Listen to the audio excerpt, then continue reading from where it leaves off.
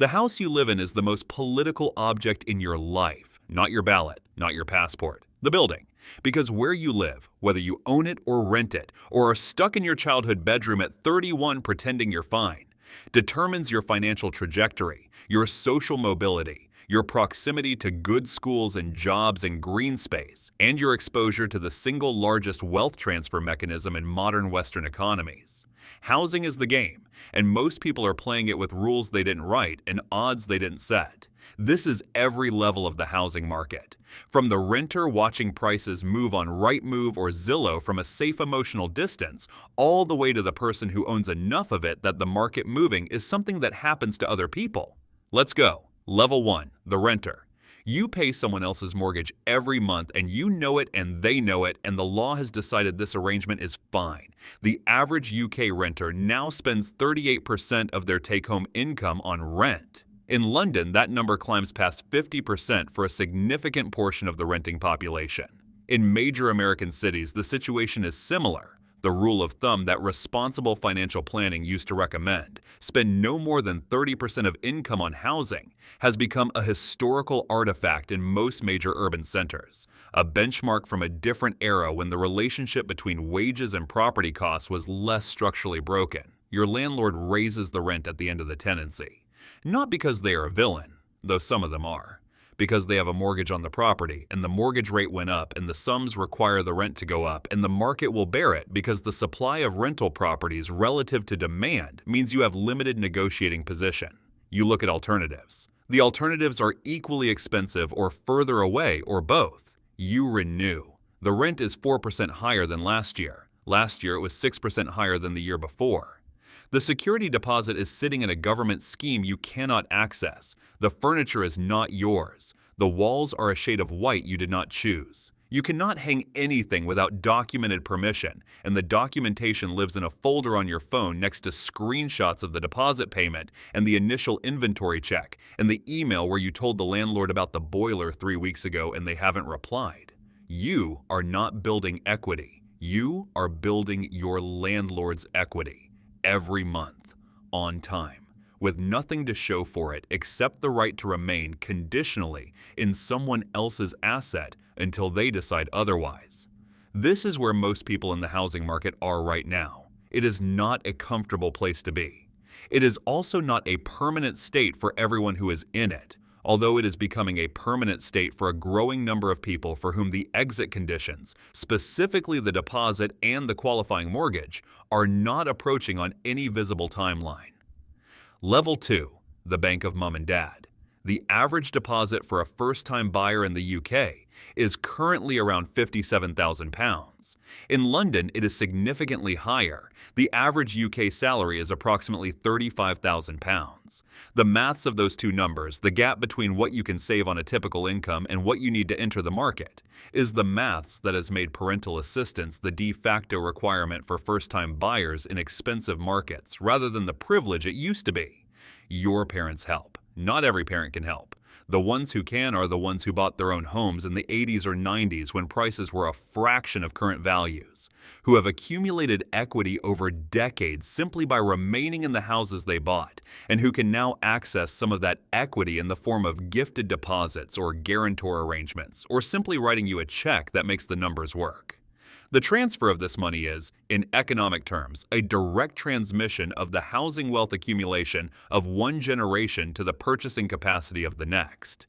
It is also a mechanism by which the class structure of home ownership reproduces itself. The parents who can help are overwhelmingly the parents who already own. The children who receive help are overwhelmingly the children of owners. The children of renters whose parents accumulated no housing equity and have no equity to transmit, navigate the same deposit requirement without the same assistance. You receive the gift. You feel grateful and complicated about it simultaneously. You sign the mortgage paperwork. You get the keys. The keys are yours. This is the thing. However you got here, the keys are yours, and the wall color is yours, and the boiler is your problem now, and the equity is building in your name every month. You have crossed the threshold. On the other side of it, everything looks different. Level 3, the first-time buyer. The first year of home ownership is the year you discover that the survey missed something. Always, without exception. The survey identified the things that were wrong with the property before you bought it, and you factored those into the negotiation, and then you moved in.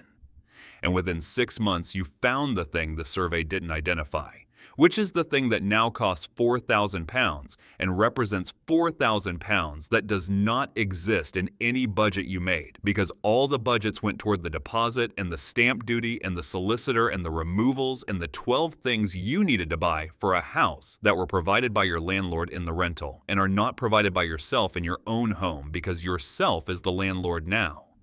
The mortgage payment is manageable. You chose carefully. You locked in a rate before the current cycle peaked, and the rate is not comfortable, but it is manageable. Manageable meaning you have looked at the budget spreadsheet enough times to know exactly which line items are compressible and which aren't, and the mortgage is not compressible. But the food budget has more give than you'd like, and the holiday this year is going to be domestic. You check the right move valuation of your property every month, not because you are selling. Because you are a homeowner now, and the monthly check of estimated property value is the new religion of homeowning Britain and large parts of homeowning America. You have joined a class of people who have a rooting interest in house prices rising because you own the thing whose price is rising. Before you bought, rising house prices were the enemy, the force pricing you out of the market. Now they are the mechanism building your net worth. Your position relative to the market has inverted entirely, and the inversion happened the day you signed the completion paperwork. You are building equity, slowly.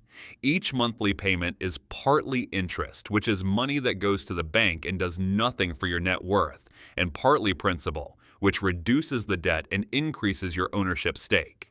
In the early years, the ratio is heavily weighted toward interest. The equity builds slowly at first. Then it builds faster as the interest portion shrinks and the principal portion grows. And then property values increase on top of that. And the compound effect of both is the mechanism that, over a decade or two, turns the average homeowner's net worth into something structurally different from the average renter's.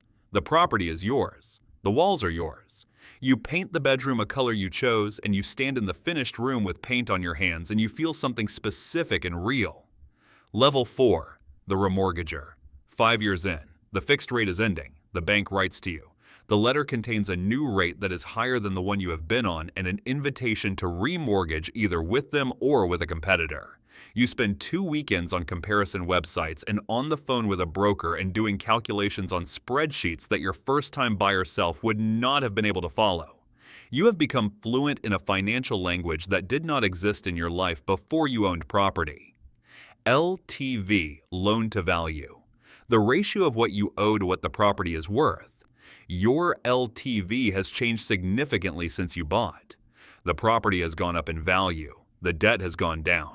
The combination of those two movements has pushed you into a lower LTV band, and lower LTV bands get better rates because lower LTV borrowers represent lower risk to lenders. You remortgage. The new rate is lower than the one in the letter. The broker finds you something better across the market. The monthly payment goes down, not dramatically, but the differential over 5 years is money that stays in your account rather than going to a bank. You understand now, and a way you couldn't have understood before you owned property. Why people talk about money making money. Your equity has made you a more attractive borrower. Your more attractive borrower status has produced a better rate. The better rate produces more disposable income. The disposable income can go into overpayments, which reduce the debt faster, which improves the LTV further. The virtuous cycle is real, and it is available to you because you own something and the ownership compounds. You are also now eligible to think about a second property. Level 5, the accidental landlord. You didn't set out to be a landlord. You set out to move cities for a job or a partner or a change, and the decision about what to do with the flat you already owned produced the only calculation that made financial sense, which was to rent it out rather than sell it. You are now a landlord. You have a tenant. You have a letting agent taking 12% of the monthly rent in management fees and doing approximately 60% of what 12% should buy in your estimation. But the alternative is managing it yourself. And managing it yourself means being the person who answers the phone at 9 on a Saturday morning when the boiler stops working. You have considered managing it yourself. You continue paying the agent. The rental income covers the mortgage on the let property with some surplus. The surplus is income. The income is taxable. The tax situation for landlords has been tightening consistently for several years in the UK, with mortgage interest relief reduced and additional stamp duty rates applied to second properties, and a general direction of travel in government policy that treats buy-to-let as a revenue opportunity rather than a sector to be encouraged. You pay an accountant. The accountant costs money. The accountant saves more money than they cost. You have entered the world of people for whom the relationship between income and tax is a managed process rather than a number on a payslip. The property is an asset on your balance sheet. 2 properties, each one appreciating, each one carrying a mortgage that is being paid down, each one generating rental income that has become a meaningful supplement to your employment income. You did not plan this. It happened because you owned something at the right time and made a pragmatic decision about what to do with it. That is how most accidental landlords begin. Pragmatism that compounds over time into a portfolio. Level 6, the developer. You bought a wreck. Deliberately, not a wreck that scared you, a wreck that you looked at and saw a specific gap between its current value and its potential value, and decided you could close that gap with time and money and the project management skills you either already had or were about to acquire rapidly. A house that nobody else wanted because it was too much work. That is the entry point to development. The properties nobody else wanted. You spent 8 months and £140,000. Structural work, new roof, complete rewire, new plumbing, kitchen, bathrooms, replastered throughout, landscaped garden. The project management was a full-time job on top of your actual full-time job, and there were weeks where you were on site 6 days out of 7, and there were cost overruns that required the kind of financial flexibility that most people don't have, and that you had because you had remortgaged the original property to release equity that funded this. The finished property sold for £230,000 more than you paid for the wreck, less the $140,000 in costs, less the stamp duty, less the CGT on the profit, less the agent's fee and the solicitor's fee. Net profit after everything, approximately £60,000. For 8 months of work and significant stress and a marriage that had several genuinely difficult conversations about money and risk. £60,000, not a salary, a capital gain. Untaxed in your ISA if you structured it correctly. Recycled immediately into the next project. The next project is 2 flats above a disused commercial unit. You have planning permission. You have a builder you now trust. You have done this once, and you know what you didn't know the first time, and the second time is going to be faster and more profitable. The third time faster and more profitable still. This is how the portfolio builders start. Not with a strategy, with one deal that worked. Level 7, the portfolio landlord. 12 properties, £340,000 in annual rental income, 2 mortgages paid off, a limited company structure that your accountant set up 3 years ago because beyond a certain portfolio size, holding properties in your personal name becomes a tax problem that a limited company solves. You do not manage the properties yourself. You have a property management company handling the portfolio. They deal with tenants, they coordinate maintenance, they handle compliance, which in 2026 is significant because the regulatory requirements around energy performance certificates and safety certification and tenancy law have expanded substantially, and keeping across all of it across 12 properties is a full-time job that you have outsourced. Your day job relationship with work has changed. Not quit, but changed. The employment income is now one of 4 income streams rather than the only one. Rental income, capital appreciation, interest on cash reserves from refinancing, employment. The portfolio generates more than your salary. You have not fully internalized this yet because you spent 30 years in a world where your salary was the number that determined your life, and the transition to a world where other numbers have surpassed it requires a psychological adjustment that lags behind the financial one. You are also a person that other people have opinions about. The housing crisis is real, and your portfolio is part of the supply that could have been owner-occupied and wasn't, and the people who cannot afford to buy, who are renting your properties or properties like them, are paying you rent that their parents' generation would have paid into their own equity. You know this. You think about it sometimes. You also think about the fact that the properties exist and are maintained and provide housing to people who need it, and that if you didn't own them, someone else would. And the structural problem is the structural problem, and one person exiting the market doesn't solve it. You sit with this. Most landlords at scale sit with it. The ones who say they don't are not being fully honest. Level 8, the Mogul. You don't own houses. You own blocks, buildings, development sites, REITs. The vocabulary changes at this level, and with it, the nature of the relationship with property itself. A house is a home for someone. A building is an income-generating asset. A development site is a calculation of planning permission risk versus residual land value versus construction cost versus exit strategy. The emotional texture of property, the thing that makes a first-time buyer stand in a freshly painted bedroom with paint on their hands feeling something specific, is entirely absent from this level. This level is spreadsheets and planning meetings and relationships with local authority planning departments and conversations with institutional investors about capital structures and debt stacks. Your net worth is attached to asset values that are themselves attached to interest rate cycles, that are themselves attached to central bank decisions, that are themselves attached to inflation data from economies you don't live in. You have a risk management team. You have an investment committee. You have positions across several geographies because concentrating everything in one market is the kind of risk that the first few levels of this list accept by necessity, but that this level actively manages away. The housing market as experienced by the renter in level 1, the person anxious about the rent increase, the person checking their bank account to see if the direct debit has cleared, is not the housing market you are in. You are in the same asset class but a different universe of it. The renter's relationship with housing is about security and shelter.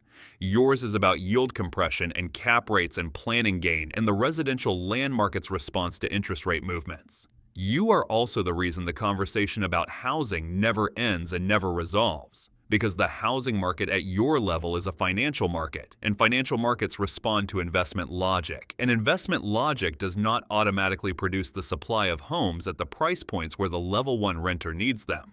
The incentive structure and the social need are pointed in different directions, and the gap between them is where the housing crisis lives. You know this. Your political donations go to parties who are unlikely to close the gap in ways that cost you money. Most people at this level make the same calculation. It is a rational calculation. It is also the reason the gap persists. What the numbers say. Here is what the housing market looks like in 2026 from the outside. 17% inventory shortfall in the United States compared to pre-pandemic levels. The UK still building approximately 140,000 new homes a year against a stated government target of 300,000. JP Morgan forecasting U.S. house price growth at 0% for 2026, the first flat year in the post-pandemic era. UK rental growth slowing as some landlords exit the market in response to regulatory pressure, which reduces supply and maintains upward pressure on rents at the same time. Mortgage rates in the U.S. declining from 7% peaks to around 5.2% on a 15-year fixed, improving affordability at the margin without transforming it. The Bank of Mum and Dad providing an estimated £10 billion annually to first-time buyers in the UK, the 9th largest mortgage lender in the country if it were classified as one. The dream of homeownership has not faded. Surveys consistently show that renters want to own. The desire is not the variable. The access is the variable, and the access is determined by where you enter the game, which is determined by whether the people above you in the generational chain played and won. The house is the most political object in your life, not because politicians made it so, because the market made it so, and the market has been running long enough that the compounding is visible and the divergence between levels is measurable, and the distance from level 1 to level 8 is not ambition and hard work alone. It is also timing, geography, parents, the accident of when and where you arrived in a market that was already running when you got here. The keys are not evenly distributed. They never have been. The question every generation asks is what, if anything, to do about that? The answer keeps getting deferred to the next parliament.